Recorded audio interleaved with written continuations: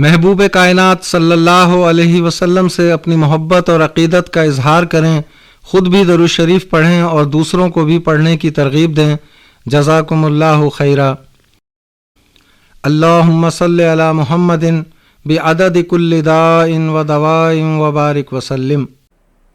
آپ جانتے ہیں کہ نبی مکرم صلی اللہ علیہ وسلم پر درود پاک کے حوالے سے متعدد احادیث بیان ہوئی ہیں، بلکہ احادیث کا ایک خاصا ذخیرہ درود پاک کی فضیلت کے حوالے سے ہمیں سیرت کی کتابوں میں ملتا ہے۔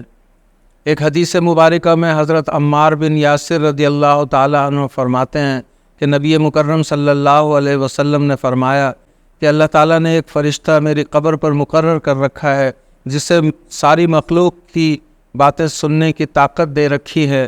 جب کوئی شخص مجھ پر درود پڑھتا ہے تو وہ فرشتہ اس درود پڑھنے والے کا نام اور اس کے والد کا نام لے کر مجھے درود پہنچا دیتا ہے کہ فلاں بن فلاں نے آپ صلی اللہ علیہ وسلم پر درود بھیجا ہے۔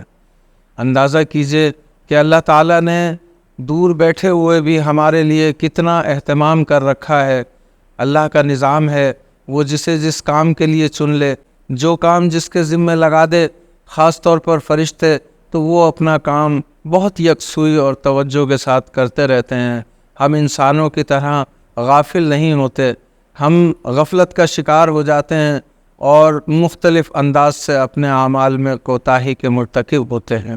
ہمیں درود پاک کے حوالے سے توجہ کرنی چاہیے کہ نبی مکرم صلی اللہ علیہ وسلم پر درود پاک کی کتنی فضیلت ہے۔